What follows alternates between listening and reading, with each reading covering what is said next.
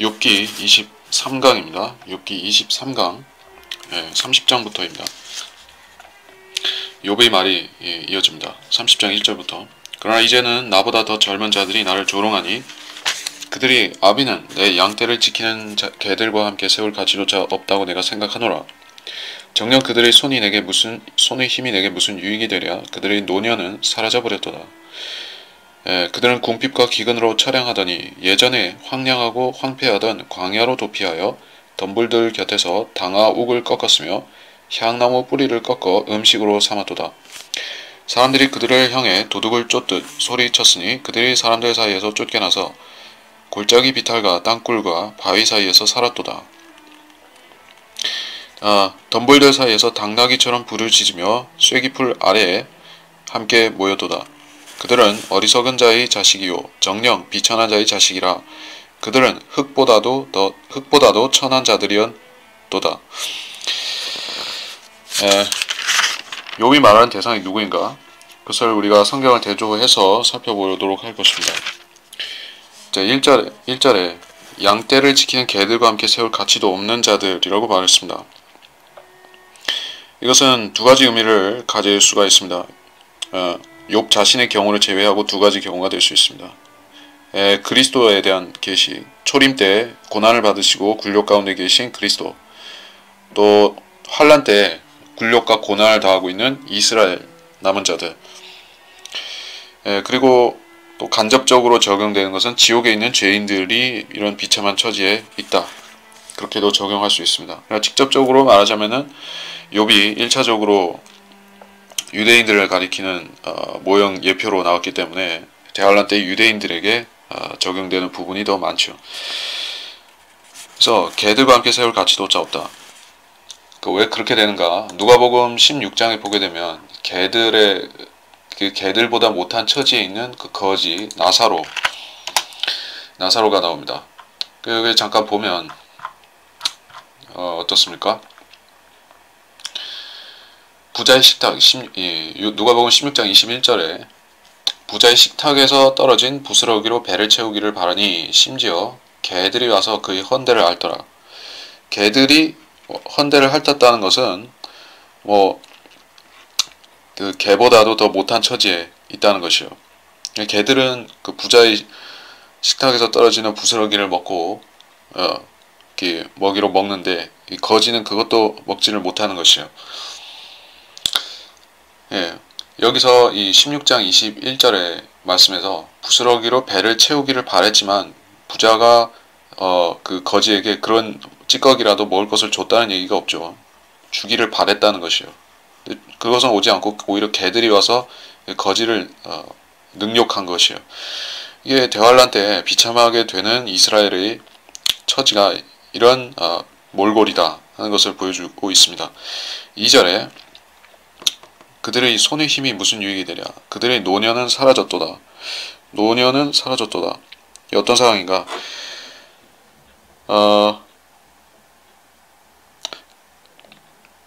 역대기야 10장 8절에서 11절을 보도록 하겠습니다. 역대기야 8장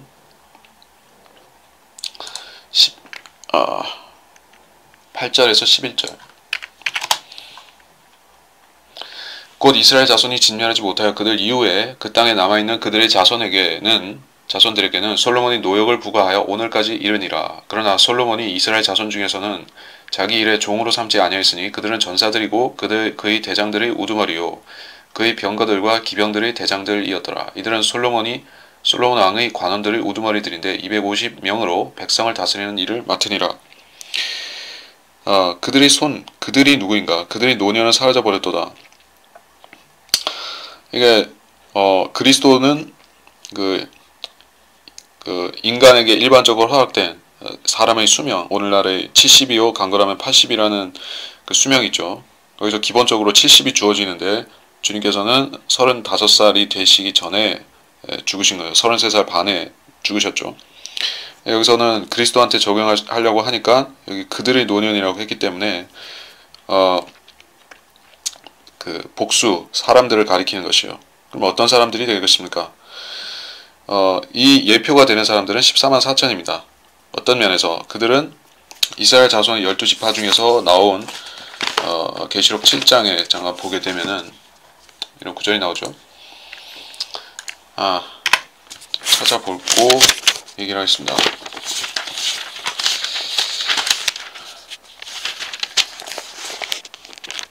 네. 그들은 이스라엘 자손의 그 7장 4절에 이런 말씀이 있죠. 이스라엘 자손의 모든 지파에서 14만 4천 명이 인장으로 표시를 받았더라. 모든 지파에서 이스라엘 자손이 14만 4천 명이 받았습니다. 그 14만 4천 명은 12,000명씩 각 지파에서 나온 사람들인 것이요.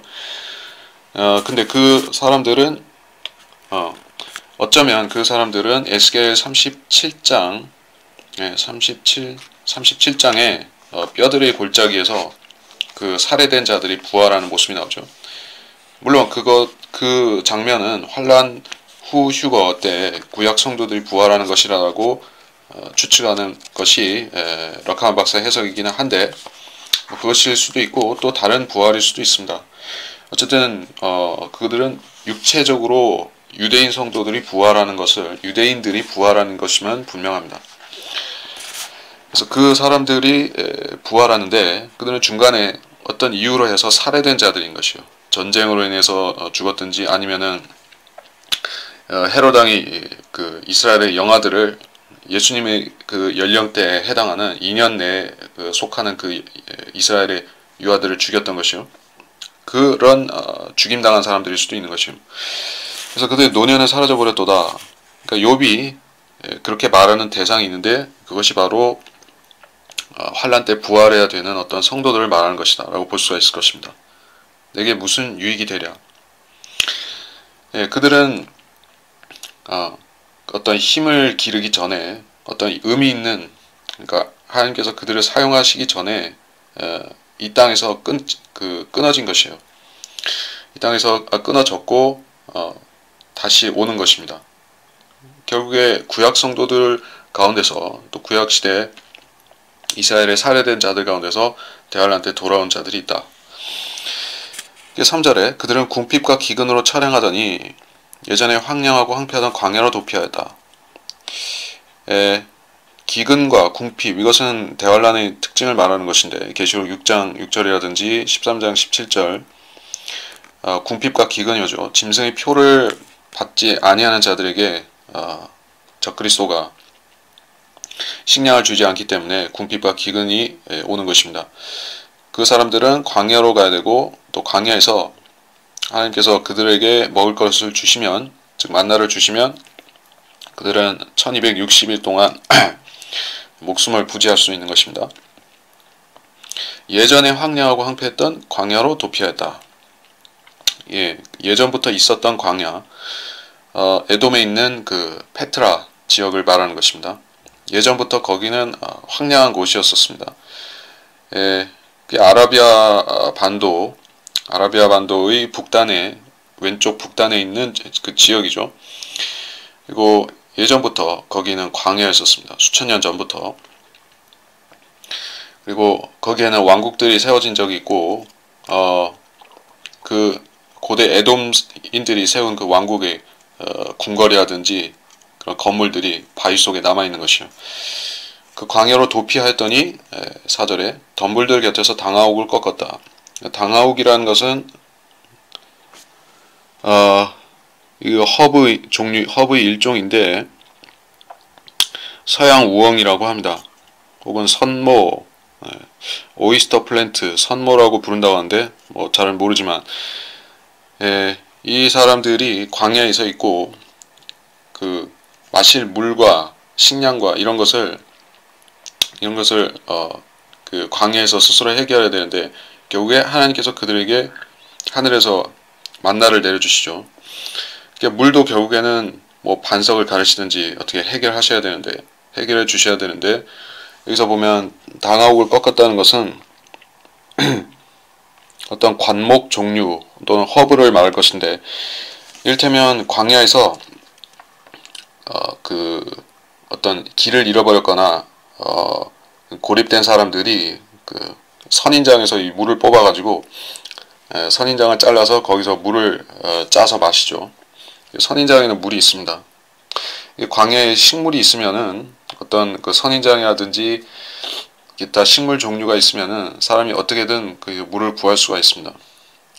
또 물을 구할 수 있는 몇몇 방법이 있지만은 어쨌든 향나무 뿌리를 꺾어 음식으로 삼았도다. 예, 광야로 도망친 그 이스라엘 사람들이 전부 다 피난처로 가서 안전하게 보호받는 것은 아니라는 얘기입니다. 많은 사람들이 도망칠 것이요. 우리가 그 마태복음 24장에 보게 되면 그날에 수많은 사람들이 이스라엘 사람들이 적그리스도를 피해서 멸망에 가증한 것이 세워지는 그때 광야와 산으로 도망칠 것입니다.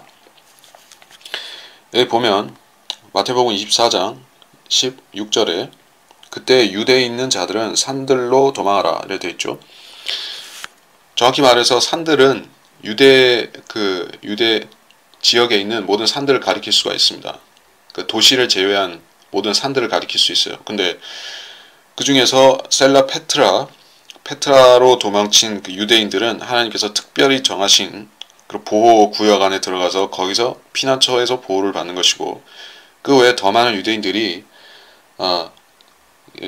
적절한 시기를 놓치고 광야에 도망을 쳤는데 보호를 받거나 어떤 부양을 받지 못하고 이렇게 헤매고 있는 그런 광경을 생각할 수가 있습니다.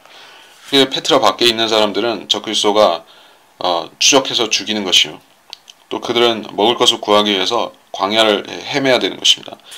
그런 모습을 여기서 말씀하고 있는 것이요. 5절에 사람들이 그들을 향해 도둑을 쫓듯 소리쳤으니 그들이 사람들 사이에서 쫓겨나서 6절 골짜기 비탈 땅굴 바위 사이, 그 이스라엘 사람들이 이런 비슷한 처지에 빠졌던 적이 재판관기에 나오는 것을 우리가 볼 수가 있습니다. 재판관기 어디냐면은 자, 그것이 언제인가 하면은 재판관기 6장이죠. 재판관기 6장 6장 1절에 주의 목전에 이스라엘 자손이 악을 행하였으므로 주께서 그들을 7년 동안 미디안의 손에 넘겨주셨더니, 미디안은 여기서 그 동방 자손들로서 이스라엘을 박해하는 적그리스도의 그 군대를 예표하는 자들인 것이요.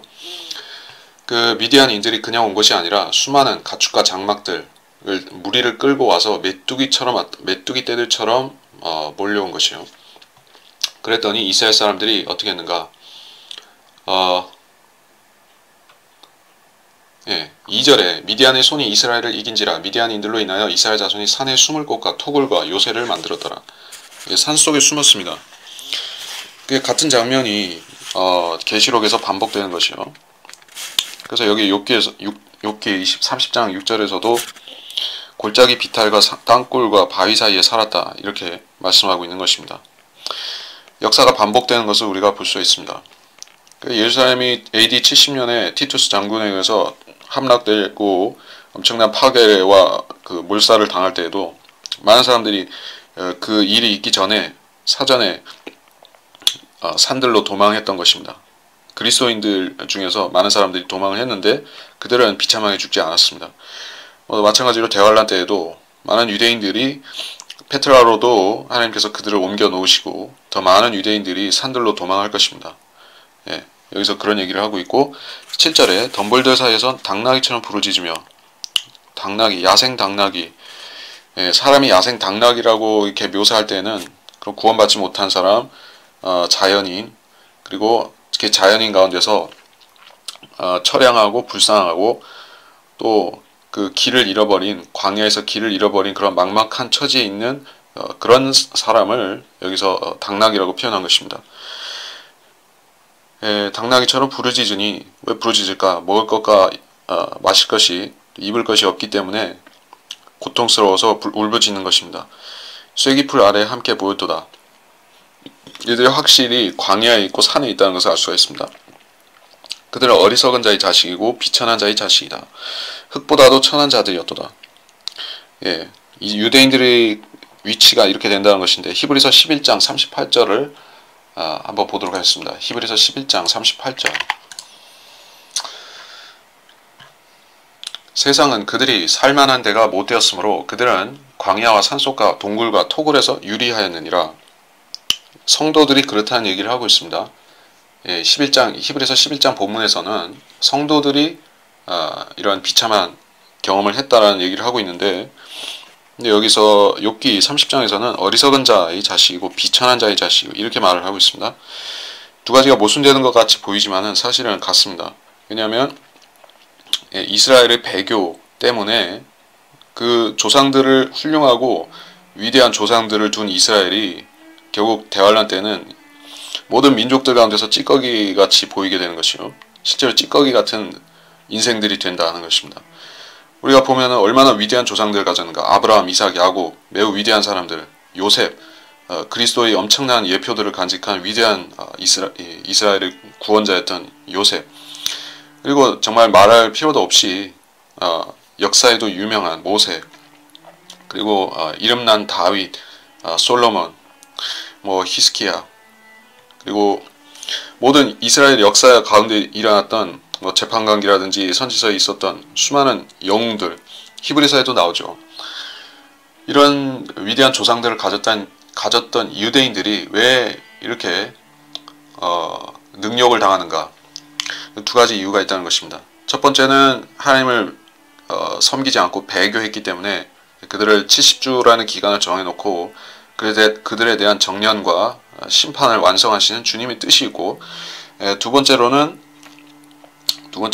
그들이 이 땅에서 선지자로 세워진 민족이라는 의미입니다. 선지자로 유대인들을 세우셨습니다. 그래서 선지자로서 먼저 고난을 당하고 그들은 그리스도의 모형이 된 것이요, 그리스도의 모형이 된 것입니다. 죄인이고 배교했고 이런 측면도 있지만은 그리스도의 모형으로서 고난을 당하고 수치를 당하는 면도 있는 것이요. 물론 이스라엘 사람들은 자기들이 배교했기 때문에 죄값을 받는다는 그 부분은 쏙 빼버린 다음에 그리스도처럼 고난당하는, 그래서 자기들을 메시아 민족이라고 그것만 말하는 것이요. 그러면 사람들은 그들이 메시아를 안 받아들이기 때문에, 메시아를 죽였기 때문에 고난을 당한다는 그 말을 쏙 빼버리게 되면은 결국 사람들은 이스라엘이 메시아라고 착각 오인할 수가 있는 것입니다.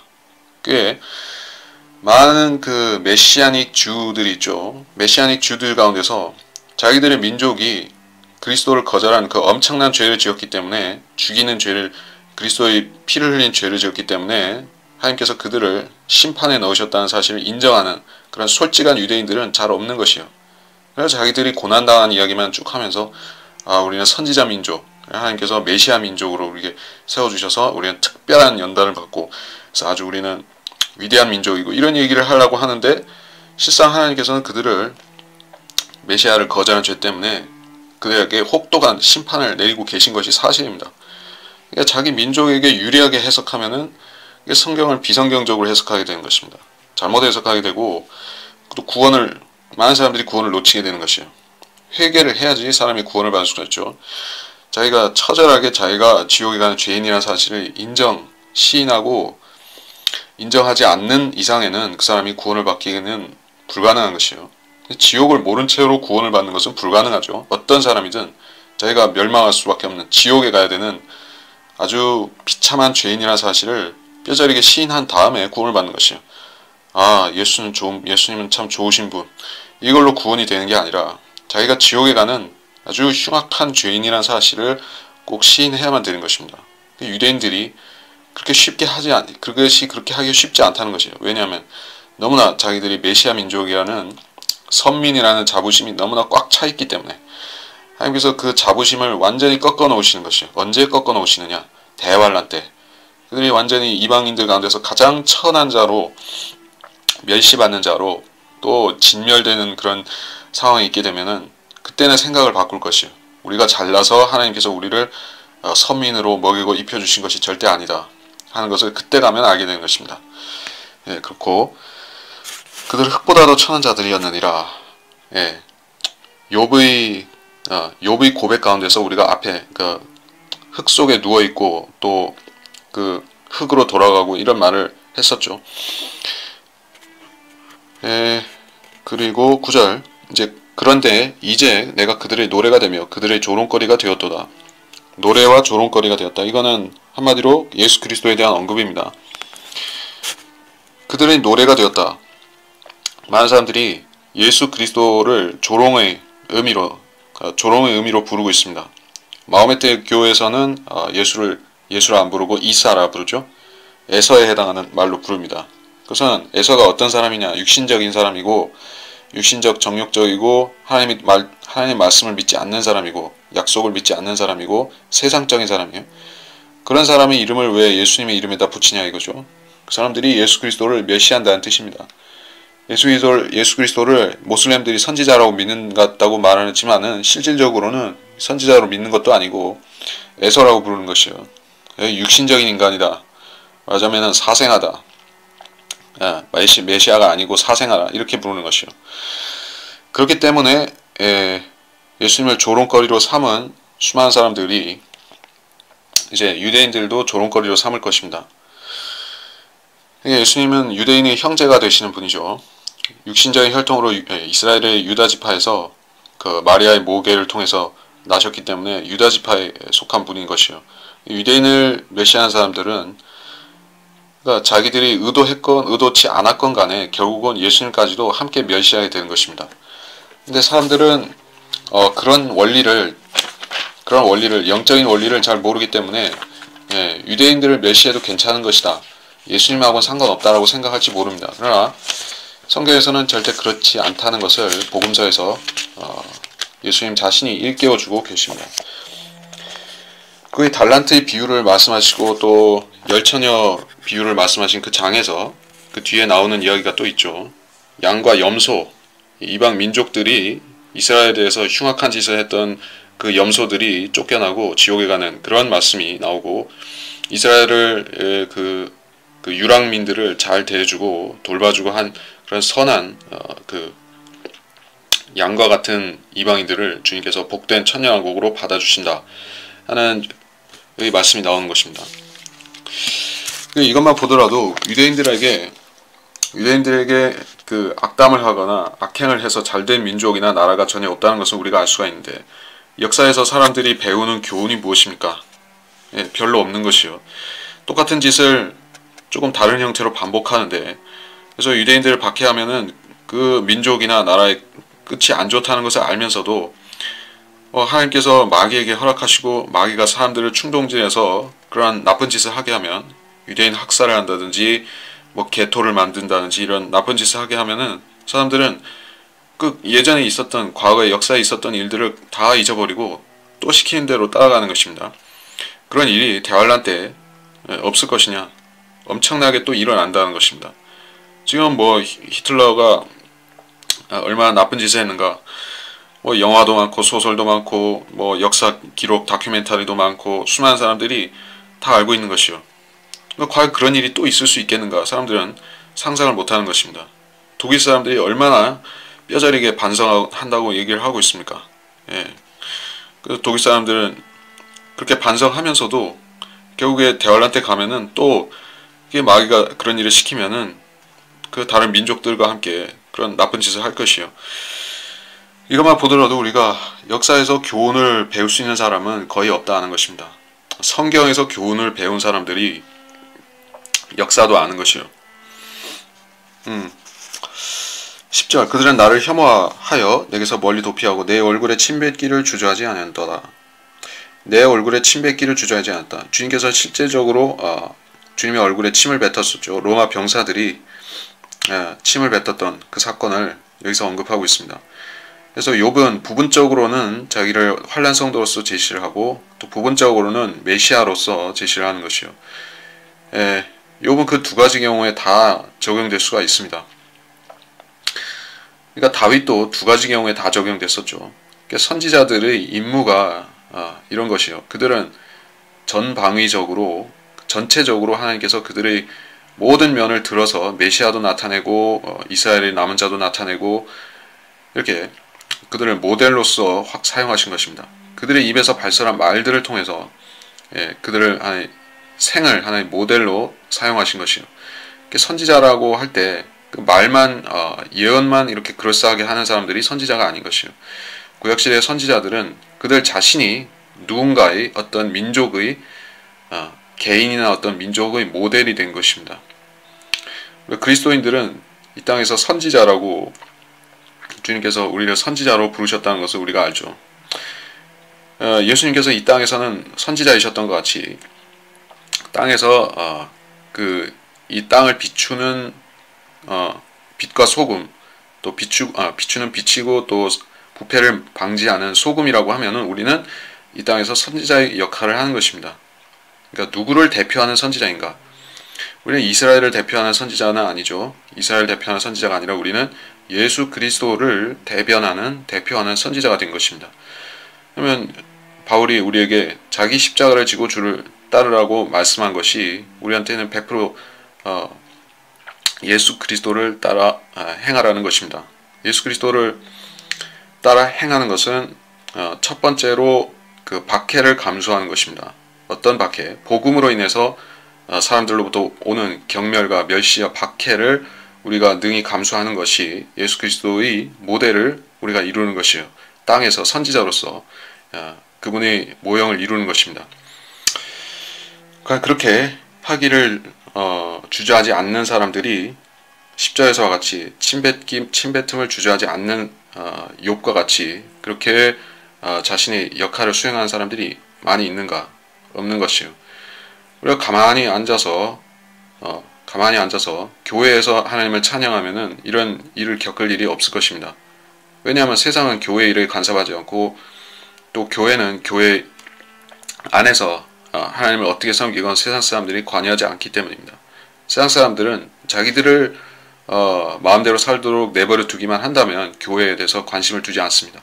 문제는 그리스도인들이 복음 전파자들이 나와서 이 죄인들에게 지옥에 대해서 죄와 사망에 대해서 예수 그리스도의 복음에 대해서 전파하기 때문에 그 세상 사람들은 아주 히스테릭한 반응을 나타내는 것이요. 그러니까 경배의 자유가 있고 포교의 자유 두 가지가 있습니다. 그러니까 자유민주국가에는 두 가지 자유가 다 있는데 그 경배의 자유라는 것은 소극적인 면에서 교회 안에서 하나님을 자기들 방식대로 믿을 수 있는 그 자유를 말하는 것이요. 예배의 자유. 이거 공산국가에도 예배의 자유는 대부분 다 있었습니다.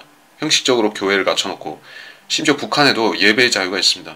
뭐 자기들이 정해놓은 테두리 안에서 봉숙교회라든지 이런 데서는 예배를 드릴 수가 있는 것이요. 그런데 그 예배당 바깥으로 한 발짝이라도 나가서 성경을 가지고 뭘 얘기한다거나 사람들에게 복음을 전하려 한다거나 하면은 바로 쇠고랑을 쳐야 된다는 것이요. 포교의 자유가 전혀 없습니다. 지금의 한국이라는 나라는 포교의 자유가 있고 미국도 아직은 있고 자유세계라는 곳에는 그런 자유가 있습니다. 우리의 자유가 그건 소중한 것인데 사람들은 그렇게 하면 박해가 따라오기 때문에 법적으로는 어떤 제재를 안 받는다 할지라도 사람들이 싫어하고 뭐 침을 뱉고 멸시하고 손가락질하고 이런 것이 따라오기 때문에 그 십자가의 수치를 담당하기를 원치 않아서 복음을 안 전하는 것입니다. 이걸 알아야 될 것이고 11절에 그분이 내 주를 느슨하게 하셔서 나를 고통받게 하심으로 그들도 내 앞에서 굴레를 벗었도다. 욥의 원수가 되었다는 것입니다. 또 이스라엘이 이방인들 앞에서 그 수치를 당하고 이방인들이 그들을 이기고 능욕하고 있다는 것입니다. 그리스도의 원수들이 즉 그 빌라도나 헤롯이나 그 바리새인들 그 원수들이 주님을 이기고 주님의 육체를 능욕하고 십자가에 못 박는 그 장면을 말하는 것이요. 내 주를 느슨하게 하셔서 주님께서 어떤 그 주를 느슨하게 하신다는 것은 여기서 보면 주를 느슨하게 한다는 것은 여기서 예레미야서 10장 20절을 같이 놓고 보면은 이해할 수가 있습니다. 예레미야서 10장 20절에 보면 내 장막이 파괴되고 나의 모든 끈들이 끊어지고 내 자녀들이 내게서 나가고 없으니 내 장막을 펼 자와 내 휘장들을 세울 자가 더 없도다. 나의 모든 끈들이 끊어졌다고 했을 때 여기서 이것은 그 장막을 지탱하는 그 장막 못에 묶어서 이 장막을 지탱하는 그 끈을 말하는 것이다. 이렇게 볼 수가 있겠죠. 그러니까 사람에게 그 일종의 장막 개념으로서 사람에게 적용한다면은 그 생명줄을 말하는 것이요. 그 생명줄은 그 혼과 그 영 그리고 육신을 연결하는 그 생명 그 줄을 말하는 것입니다. 그것이 느슨하게 되었다. 예, 이 생명이 경각에 처하게 되었다. 욥의 실제 처지가 지금 악한 피부병에 시달리고 그 육신이 쇠약해져서 이 생명이 느슨하게 이 생명이 보장될 수 없게 되었다. 이런 상황을 말하는 것이요. 그래서 그 고통 때문에 그는 지금 멸시받고 있는 것입니다. 12절 내 오른편에서는 젊은이들이 일어나서 내 발을 밀어뜨리며 그들은 나를 대적하여 그들의 멸망의 길을 일으키는도다. 실제로 이것은 예수 그리스도에 대한 언급입니다. 그러니까 젊은 사자들이 일어나서 예수님을 물어뜯고 공격한다. 그러한 구절을 우리가 찾아볼 수 있습니다. 시편 91편 13절을 보면 내가 사자와 독사를 밟으며 젊은 사자와 용도 발로 짓밟으리로다. 여기서 젊은 사자는 적그리스도의 그 짐승, 땅에서 올라온 짐승 적그리스도를 간접적으로 나타내고 있습니다. 그래서 이 젊은이들이 마치 적그리스도와 같이 이스라엘을 박해하는 그를 따르는 그 자들이 욥을 밀어뜨린다 하는 것입니다. 욥은 여기서 이스라엘을 나타내고 있죠. 그들은 나를 대적하여 그들의 멸망의 길을 일으키는도다. 이스라엘을 대적한다고 해석할 때 이 길이 자연스럽게 되죠. 해석이 자연스럽게 되죠. 13절 그들은 내 길을 훼손시키고 내 재앙을 재촉하며 그들에게는 돕는 자가 없도다.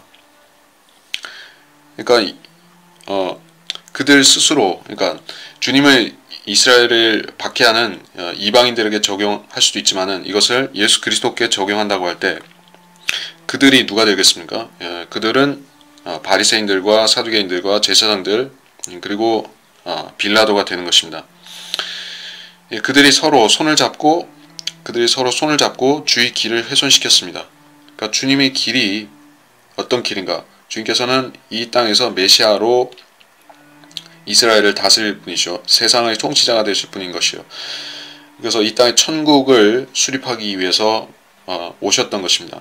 근데 그 길을 막아섰습니다. 그리고 오히려 주님께서 세우시려 하셨던 그 천국을 폭력으로 탈취하려고 했습니다. 폭력으로 탈취했는데 마태복음 11장 12절에 보면 침례인 요한의 때로부터 지금까지 천국은 폭력을 겪고 폭력을 쓰는 자들이 힘으로 그것을 차지하느니라. 폭력으로 차지하려고 하고 차지합니다. 많은 전쟁들이 이스라엘 팔레스타인 땅에서 일어났었죠. 지금도 일어나고 있고 폭력으로 탈취합니다. 그러니까 평화로 그 땅을 나누자고 하는 주장을 하지만은 실질적으로 평화로 할 수가 없는 게 모든 그 땅을 자기 소유라고 주장하는 사람들이 폭력으로 그것을 탈취해 왔었기 때문에 아무도 서로 믿지 않는 것이요. 거기서 십자군 전쟁이 일어났었죠. 모슬렘은 자기들의 땅이라고 주장하고 캐토릭은 또 자기들 땅이라고 주장하면서 거기서 엄청난 피 흘림이 있었습니다. 십자군 전쟁이 있었습니다. 그래서 이 평화롭게 나누자고 해도 누가 믿겠습니까? 근데 불가능해 보이는 일이지만은 적그리스도가 와서 유대인들을 한편에 놓고 또 다른 편에는 이 마호메트 교도들을 놓고 화해시키는 것이요. 일어날 법하지 않은 전혀 불가능해 보이는 일을 그가 와서 한다는 얘기입니다. 유대인들은 그 불가능해 보이는 일을 아버지 아들 부시도 못했고 클린턴도 못했었고 즉 오바마도 못한 일을 적그리스도가 오면은 그걸 해결하면은 그 적그리스도는 메시아가 되는 것입니다. 왜냐하면 성전을 세워주고 이스라엘의 평화를 가져오는 화평의 통치자 멜키세덱이 되는 것이요. 그러면 솔로몬이 평화의 왕이었던 것 같이 그 거짓 메시아 적그리스도도 평화의 왕으로 계시록 6장 1절에 화려하게 그 흰 말을 타고 등장하는 모습이 그래서 나오는 것이요. 평화조약을 맺어준다. 그런 것입니다. 근데 여기서는 보니 그 그리스도의 길을 훼손시키고 그리스도가 통치하는 것을 막았고 그들은 서로 그들에게는 돕는 자가 없었습니다. 그들끼리 서로 도왔죠. 인간이 인간을 도와서 낙원을 세우고 이 땅에 자기들이 천국을 세우자고 하는 것이 그 사람들의 그런 세계 정부를 수립하려 하는 유엔에서 그렇게 일하는 사람들의 생각이 그렇습니다.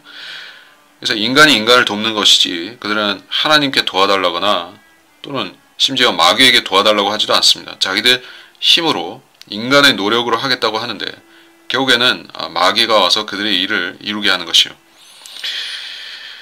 14절 그들은 큰 물살을 가르는 것처럼 내게로 오나니 폐허 속에서 내게로 굴러오는도다. 이게 몇 가지 의미에서 적용될 수 있겠지만은 예루살렘이 포위되는 그 스칼에서의 그 그림을 우리가 생각해 볼 수가 있을 것입니다. 스칼에서의 1절에 보면 14장 1절에 보면 보라 주의 날이 오나니 내 약탈물이 내 가운데서 나뉘리라. 내가 모든 민족들을 모아 예루살렘을 대적하여 싸우게 하리라. 성읍은 함락되고 집들은 강탈당하며 여자들이 욕을 당하고 성읍이 절반이 사로잡혀 갈 것이나 이런 말씀이죠. 그래서 예루살렘을 포위하고 결국에 계시록 19장에서 아마겟돈 전쟁이 있기 직전까지 그들이 포위당하고 살육당하는 것입니다. 그래서 그렇게 물살을 가르는 것처럼 온다. 큰 노호한 파도와 이 물결처럼 밀려오는 그 유엔의 군대를 말하는 것입니다. 폐허 속에서 이미 폐허가 된, 한번 폐허가 된, 그러니까 3년 반 동안에 적그리스도가 온갖 강포한 일을 해서 이 팔레스타인 땅과 예루살렘 인근과 이런 것을 아주 가증한 것들로 채우고 시체들로 채우고 폐허로 만들었는데 가뜩이나 거기다가 또 2억의 군대가 또 몰려오는 것입니다. 그런 장면을 우리가 생각할 수 있겠죠. 15절 공포가 내게 몰려들며 그들이 바람처럼 내 혼을 쫓으니 나의 복락이 구름처럼 사라지는도다. 이제 내 혼이 내 위에 쏟아지고 고난의 날들이 나를 붙드는도다. 밤이면 내 뼈가 나를 찌르며 내 근육에 쉼이 없도다. 내 질병의 위력으로 인하여 내 의복이 바뀌어졌으니 그것이 마침내 내 옷깃처럼 나를 묶는도다. 자, 15절은 14절과 연장선상에서 이해할 수 있겠고 16절에 내 혼이 내 위에 쏟아진다. 이것은 실질적으로 예수 그리스도에 대한 언급이 됩니다. 주님께서는 자신의 혼에 인류의 죄를 받으셨습니다. 그래서 그 혼의 고통과 육신의 고통이 이렇게 묘사가 주님께서 십자가의 갈보리에서 받으신 고통이 이런 식으로 묘사가 된 것입니다. 이와 관련해서 이사야서 53장을 잠깐 보게 되면 이사야 53장 12절 그러므로 내가 위대한 자와 더불어 한 몫을 그에게 나누어 줄 것이며 그가 강한 자들과 더불어 탈취물을 나눌 것이니 이는 그가 자기의 혼을 부어 죽음에 이르게 하였으며 말씀이 나오죠. 그의 혼을 부어서 죽음에 이르게 했다. 그러니까 주님의 혼이 쏟아졌습니다. 물처럼 쏟아진 것이요. 사람의 혼이 썩지도 죽지도 멸하지도 않지만은 형태는 망가지거나 변형되거나 할 수가 있습니다. 그들의 벌레도 죽지 않고 그들의 불도 꺼지지 않으리라. 주님께서 복음서에서 수차 말씀하신 불도 꺼지지 않고 그들의 벌레 이야기를 하셨죠. 사람의 혼이 있는데 그 혼은 원래 사람의 육신과 같이 똑같이 생긴 것이 그 안에 있는 혼인데 이 혼이 형태가 이지러지거나 이렇게 될 수가 있다. 어떤 식으로 뱀이나 벌레나 이런 식으로 형태가 무너질 수 있다는 것입니다.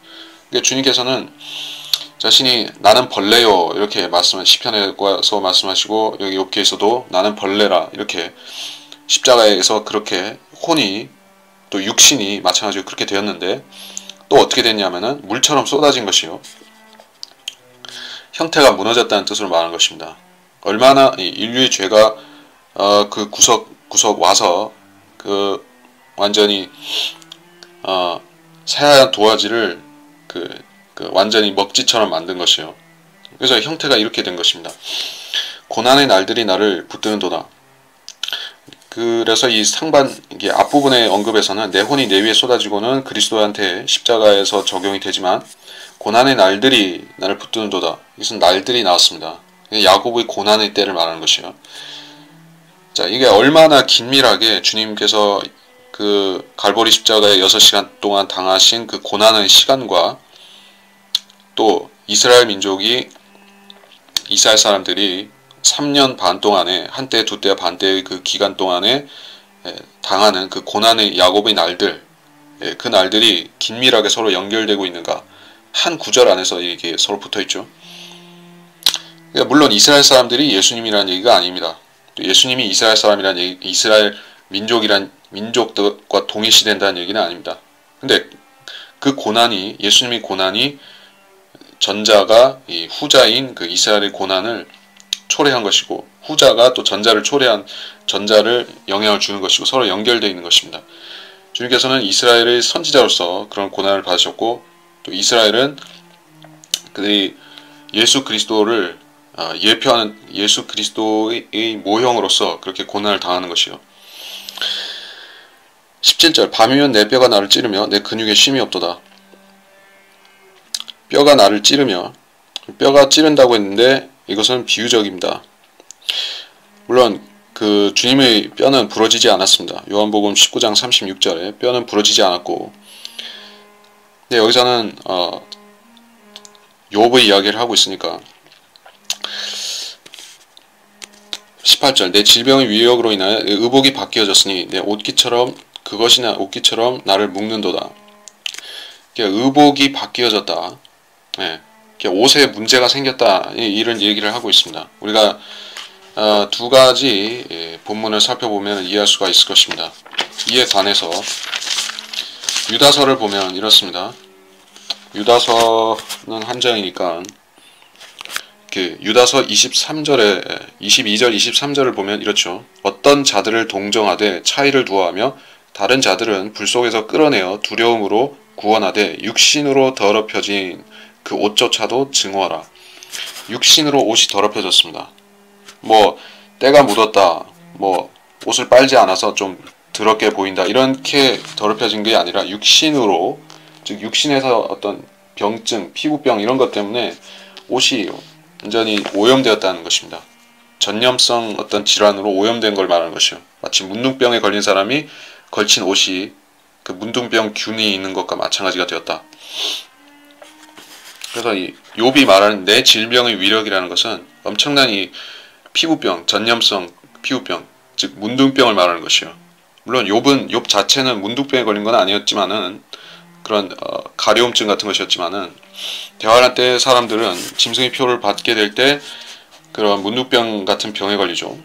또 그 질병 때문에 사람들이 그러니까 하나님을 저주하고 원망하고, 또 어떤 사람들은 나아만 장군처럼 엘리사에게 와서 치유받은 그 사람처럼 회개한 사람도 나타나는 것이요. 아무튼 여기서 질병의 위력으로 인해 의복이 바뀌어졌다는 것이 그 뜻입니다. 그리고 뭐 또 다른 참조 본문을 보자면은, 자, 문둥병에 대해서 레위기 13장에 그 규정하는 법이 나옵니다. 13장 47절 문둥병이 의복에 있을 때 양털 옷이거나 배옷이거나 배나 양털의 날실이나 찌실에 가죽이나 가죽으로 만든 어떤 것에 있되 그 질환이 의복이나 가죽에나 또한 날실이나 찌실이나 가죽으로 된 것에 푸르스름하거나 붉으스름한 게 있으면 그것은 문둥병의 질환이니 제사장에게 보일지니라.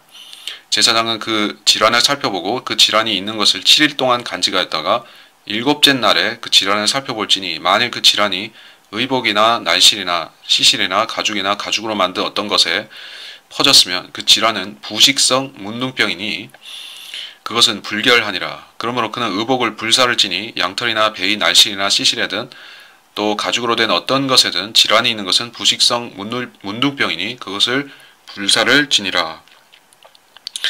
자, 문둥병에 걸린 사람들은 그 옷을 태워야만 되는 것입니다.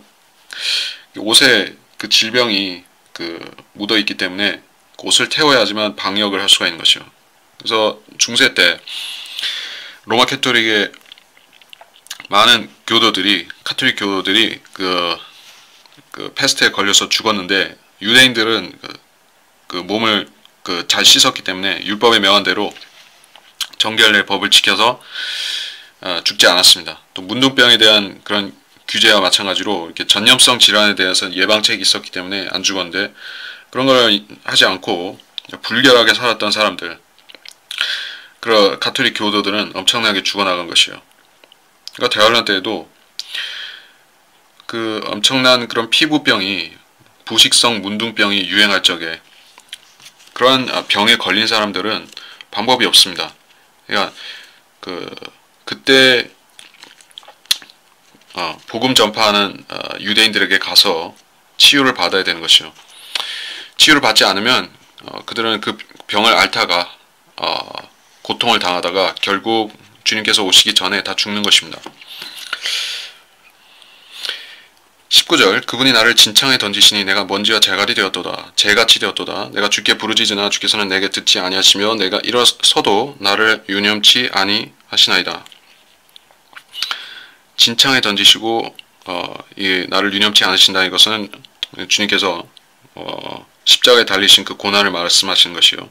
주께서는 내게 잔혹하셔서 주의 강하신 손으로 나를 반대하시나이다. 이것도 그리스도께 적용될 수 있는 부분입니다. 나를 바람에 들어 얹으셔서 그 위로 타고 가게 하시며 나의 재산을 해체하셨나이다. 예, 바람에 날려가게 하셨다는 것이요. 예, 바람에 날려간다는 것은 지푸라기처럼 바람에 날려간다는 것은 심판을 말하는 것이요. 여기서는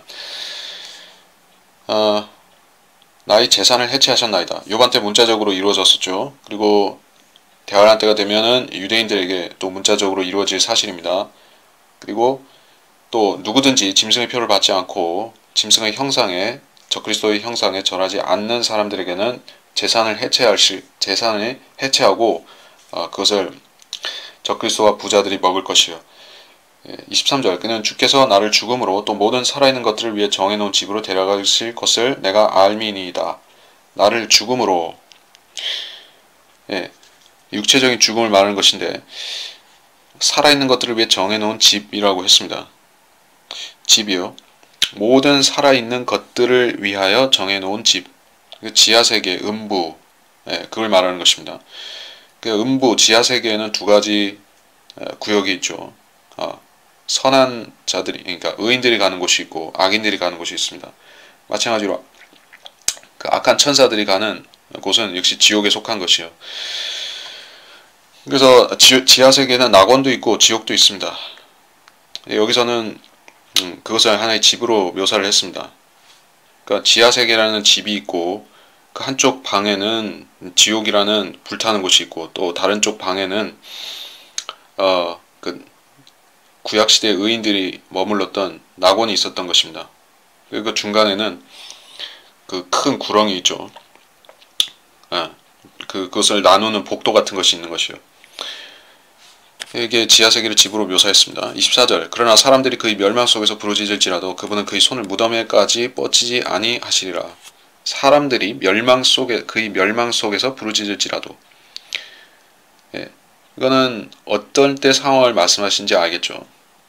그러니까 재림 이전, 그러니까 7년 환란 동안에 하나님께서는 기다려라 이렇게 말씀하시지 즉시 그들을 부활시켜 주시지 않는 것이죠. 거기서 그걸 볼 수 있습니까? 역시 또 계시록 6장에 보면 알 수가 있습니다. 계시록 6장 9절부터 보면 어린 양이 다섯째 봉인을 여실 때 내가 보니 제단 아래에는 하나님의 말씀과 그들이 가진 증거 때문에 죽임당한 자들이 혼들이 있는데 10절은 건너뛰고 11절에 보면 그러자 그들 각자에게 긴 흰 옷을 주시면서 그들의 동료 종과 형제도 그들처럼 죽임을 당하여 그 수가 가득 채워질 때까지 잠시만 더 쉬라고 말씀하시더라. 잠시만 더 쉬라. 근데 그 잠시가 몇 초나 몇 분이 아니라 한 2, 3년이 된다면은 그래도 잠시인 것이에요. 주님께서는. 거기 있는 사람들은 그 기간 동안 기다려야 된다. 그의 손을 무덤에까지 뻗치지 아니하시리라. 결국에 사람들을 무덤에서 일으키시는 것이요. 언제? 환란 끝에. 그래서 그 무덤에서 일으키신 그 성도들을, 환란 때 성도들을 데리고 가시는 것입니다.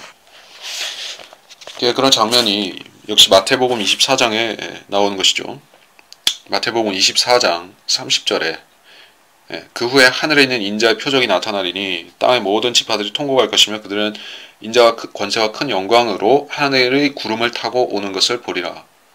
또 주께서 큰 나팔 소리와 함께 천사들을 보내시리니 그들이 하늘 이편 끝에서 저편 끝까지 사방에서 그의 택하신 사람들을 함께 모을 것이라 하는 이 편 끝에서 저 편 끝에까지 있습니다. 그 유대인들이 온 세상에 흩어졌죠.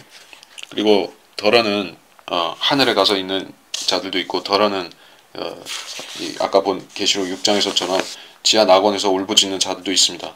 그들을 다 한 군데로 모아야 되는 것인데, 이것이 환란 후반부에 있을 일이란 것입니다. 이것이 구약 성도와 환란 성도들의 부활이다 하는 얘기입니다. 25절, 내가 고난당한 자를 위해 울지 아니하였는가? 내 혼이 가난한 자를 위하여 슬퍼하지 아니하였는가? 누가 그랬든 욥이 그랬지만은, 이것은 그 천년왕국에 들어가도록 허락되는 모든 의인들이 조건이 이렇게 달려있는 것이에요.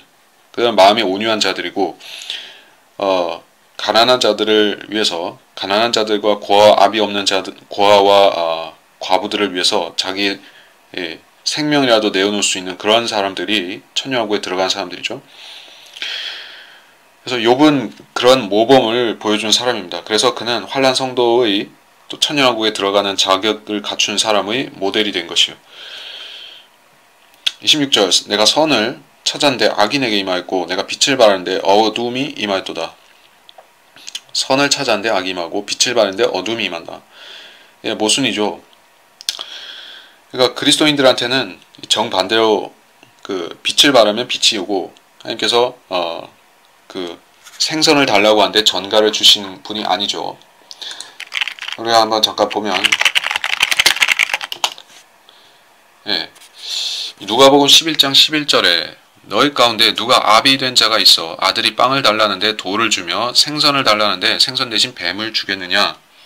하나님께서는 의인들의 합당한 요구, 간구를 들어주시는데 오히려 그 바라는 것 이상으로 채워주시는 그런 인자하고 자비로우신 하나님인 것이 분명한데, 어떤 특정 시기에는 안 그런 때가 있는 것이요. 그러니까 예외가 되는 때가 바로 대환란이라는 것입니다. 그래서 대환란 때는 의인들이 하나님께서 의인들에게 복 주시고 의인들을 악인들을 능가하게 하셔야 되는데, 그것이 하나님이 사필 규정으로 이렇게 정해 놓으신 법칙인데 그것이 거꾸로 가는 것입니다. 그래서 그 7년 동안, 그리고 마지막 3년 반 동안에는 악인들이 승승장구하는 것이요. 그러다 보니까 욥이 26절에서 하는 이러한 고백처럼 환란 그 후반에 처한 사람들은 이러한 자조적인 이야기를 할 수밖에 없다. 27절, 내 창자가 끌어올라 쉬지 아니하였고 고난의 날들이 나를 앞섰도다. 이것은 27절 이하로 31절까지 말씀은 예레미야 애가의 그런 문맥과 일치하는 말입니다. 예레미야 애가 전체가 욥의 고난과 연결되어 있고 대환란 때 유대인의 고난과 연결되어 있습니다. 그래서 어떤 고난인가 보면 창자가 끌어올라 쉬지 않고, 사람이 그 마음이 타들어가면은 이 창자가 타들어간다. 창자가 끊어지는 고통이다. 이런 얘기를 합니다. 실질적으로 창자가 끌어올라서 쉬지 아니하였고 그 고난의 날들이 나를 앞섰도다. 고난의 날들이 나를 앞섰도다. 능가했도다. 이겼도다. 또 내가 저항할 힘이 없다 하는 뜻입니다. 그러니까 사람이 그 어떤 원수나 모독자가 와서 비난을 하는데 그것을 맞받아쳐야 되는데, 그 모독하는 사람들이 너무 많은 것이요. 모독하는 대적들이 너무 많은 것이요. 머리털같이 많은 것이요. 그래 성도들은 소수인 것입니다. 지금 물론 그리스도인들은 소수, 비교적 상대적으로 소수라 할지라도, 복음을 전하는 사람들이 극소수라 할지라도 우리는 모든 사람들이 우리를 대적하고 박해하고 이렇게 하진 않죠. 주님께서 제자도를 말씀하시면서 이런 언급을 하셨습니다. 자, 누가복음 14장에 26절을 보면 누구든지 자기 아버지나 어머니나 아내나 자식이나 형제나 자매나 정녕 자기 목숨까지도 미워하지 않은 채 내게로 오면 그는 나의 제자가 될 수 없느니라. 이렇게 말씀하셨습니다. 그렇게 되는 날들이 반드시 온다는 것입니다. 언제? 유대인들에게. 그들은 동족조차도 거부하고 가족과 친척과 친구들을 다 거부하고 주만을 따라야 되는 것입니다. 물론 그리스도인들도 이 시대에 이와 못지않은 그런 고립과 박해를 당하는 성도들이 다수 있지만, 그 믿음 때문에 받지 않아도 될 박해를 당하는 경우가 있지만 꼭 그런 것은 아니죠. 예. 그러니까 신실한 그리스도인 가정에서 태어나서 자란 사람은 그러한 고난을 잘 겪지 않고 평탄하게 살아가는 경우도 왕왕 있는 것입니다. 그러나 대환란 때가 되면 모든 사람들이 이런 둘 중 하나의 선택을 해야 되는 것이요.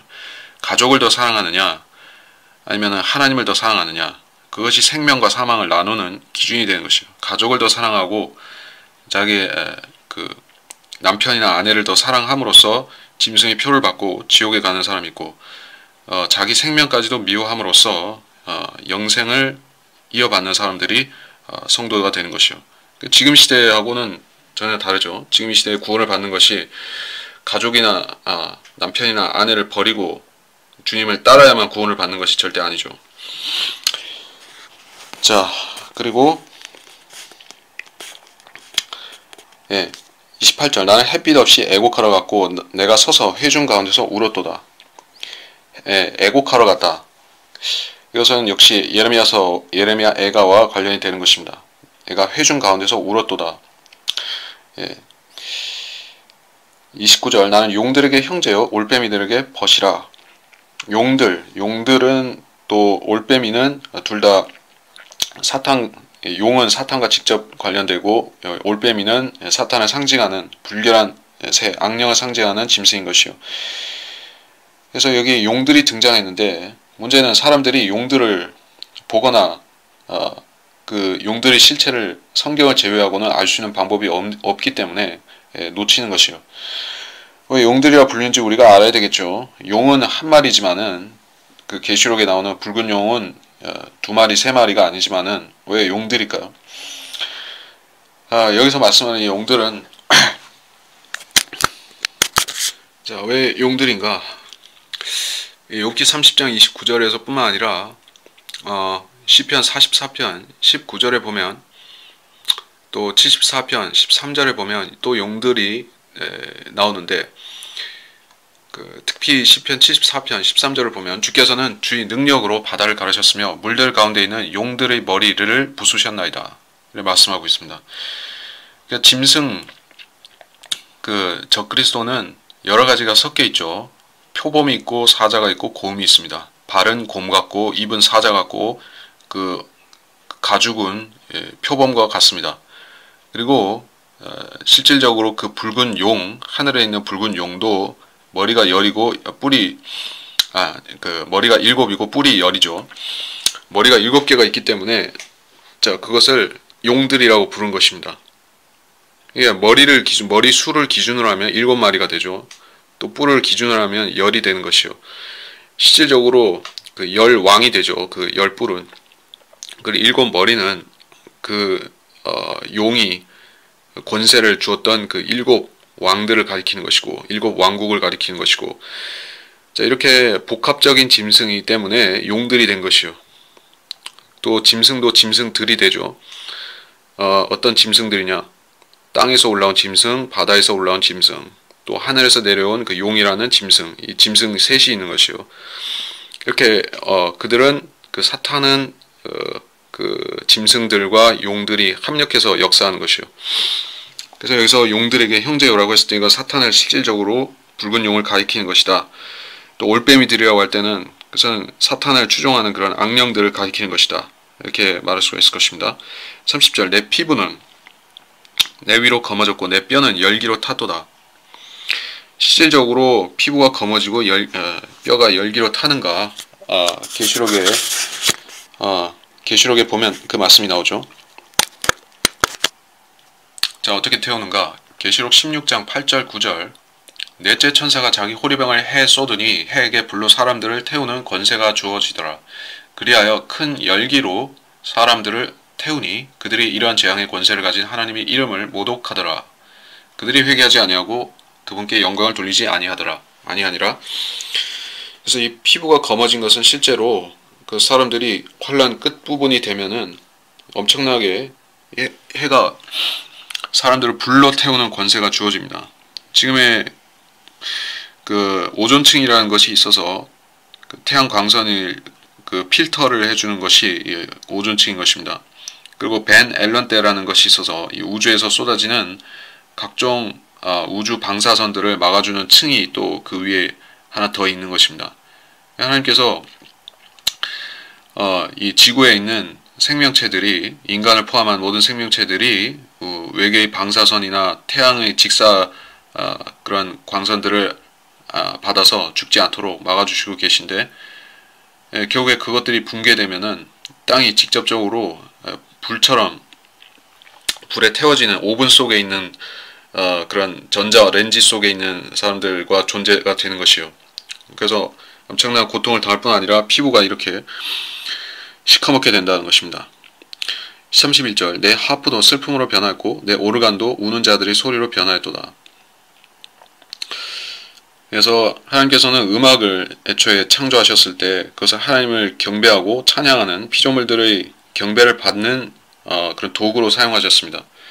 처음 이 음악을 유발이라는 카인의 자손 중에서 유발이 나타나서 그것을 육신적인 음악으로 유행가로 만들어서 팝송 같은 것을 만들어서 사람들을 도취시키고 육신을 즐겁게 하는 음악으로 쓴 것이에요. 그래서 사람들 지금도 음악을 그렇게 쓰고 있는데, 하나님께서는 여전히 이 악기들과 음악을 통해서 주님께 찬송을 돌리기를 원하시죠. 그래서 영적인 노래들을 하프와 또 오르간, 말하자면 피아노를 통해서 하나님께 영적인 경배를 드릴 수가 있습니다. 그러니까 대환란 때가 되면 그때 그 일곱 교회가 있지만은, 그 환란 시대의 교회가 있지만은 그 교회들에서 지금의 우리 지역 성도들을 믿는 교회들, 지역 교회들에서 하나님께 악기들로 바이올린이나 첼로나 또는 하프나 피아노 등으로 하나님께 영광을 돌리듯이 그렇게 할 것이냐? 못한다는 얘기입니다. 예, 그러니까 우리가 이 시대가 우리가 복받은 시대라는 것을 우리가 알아야 되는 것이, 하나님께서는 대환란 때 이 시대에 하나님께서 은혜로 주신 것들을 많이 걷어가시죠. 첫째는 구원의 보장을 걷어가시고, 둘째로는 우리가 지금은 그리스도의 형상으로 만들어져서 주님과 같은 모양으로 살게 되는 그 은총과 특권을 환란 시대에 속한 사람들에게서는 안 주시는 것이요. 그리고 그 구원의 보장과 그리스도의 형상을 안 주실 뿐 아니라 세 번째로는 그 기쁨으로 지금 우리 시대에 그 주님께 경배하고 찬양할 수 있는 그런 자유와 특권을 안 주시는 것입니다. 하늘에서 우리가 그 특권을 누리는 것이죠. 계시록에 보면 어차피 30장 다 했으니까 계시록을 보고 얘기를 하다 마치도록 하겠습니다. 계시록에 몇 장면 나오지만 한번 보면 이렇습니다. 계시록 4장에 네 짐승들이 주께 찬양을 돌리죠. 그리고 그 뒤에 가면은 자, 계시록 5장입니다. 계시록 5장 9절 그들이 새 노래를 부르며 말하기를 주께서 그 책을 취하시며 그 봉인들을 열기에 합당하시니이다. 이는 죽임당하셨던 주께서 하나님께로 각 족속과 언어와 백성과 민족 가운데서 우리를 주의 피로 구속하여 우리 하나님 앞에 우리를 왕들과 제사장들로 삼으셨으니 우리가 땅 위에서 통치하리이다. 또 내가 또 보니 그 보좌와 짐승들과 장로들을 둘러싼 많은 천사의 음성을 들었는데 그들의 수가 만만이요 천천이라. 큰 음성으로 말하기를 죽임을 당하신 어린 양이 부귀와 권세와 부귀와 지혜와 힘과 존귀와 영광과 찬송을 받으시기에 합당하시도다 라고 하더라. 또 내가 들으니 하늘과 땅과 땅 아래와 바다에 있는 각 피조물과 그 안에 있는 만물이 말하기를 보좌에 앉으신 분과 어린 양에게 찬송과 존귀와 영광과 권세가 영원 무궁토록 있을지어다 라고 하더라. 자, 우리가 매주 교회에 가서 주님 앞에 드리는 경배와 찬양이 주님께 찬송을 드리는 것이 아무것도 아닌 것 같지만, 주님께서는 하늘에서도 이것을 받으시고 땅에서도 받으시고 또 영과 진리로 주님을 부르는 찬양하는 목소리들은 주님께서 아끼시는 것이요. 앞으로 7년 동안의 그 가혹한 대환란의 기간 동안에 이 땅에서는 물론 소수의 성도들이 남아있지만은 어디서도 이런 찬양과 그런 주님을 높이는 기쁨의 목소리가 없을 것입니다. 오히려 슬픔과 애곡과 또 이런 비참한 부르짖음과 사람들이 죽어가는 신음소리만 가득한 때가 되는 것이요. 예레미야 선지서에 나오는 것 같이, 예레미야 애가에 나오는 것 같이 슬픔과 고통만이 있는, 그리고 욥기에 묘사된 것 같이 그 슬픔에 대해서 위로를 못 받는 것입니다. 성령께서 우리 안에 내주하시면은 지금 우리가 고난을 받는다 할지라도, 하나님께서 어떤 고난을 허락하셨다 할지라도 내주하시는 성령께서 위로해 주셔서 우리가 고난을 이길 수가 있습니다. 근데 성령께서 내주 안 하시고 위로자가 없고 또 주님을 찬양하거나 높이는 사람도 없고 하게 되면 얼마나 비참하고 암담할 수밖에 없는가. 우리가 그리스도인으로서 이 시대에 복음 전파의 사명을 받았다는 것은 대단한 것입니다. 많은 사람들이 구원을 받아서 이러한 비참한 대환란에 넘어가지 않도록 우리가 복음을 전파하는 것이 잘하는 것이요. 그 복음 전파의 대오에 여러분이 동참한다면은 그것이 하나님께서 칭찬하시는 잘하는 일인 것입니다. 그래서 이번 시간은 여기서 마치도록 하겠습니다.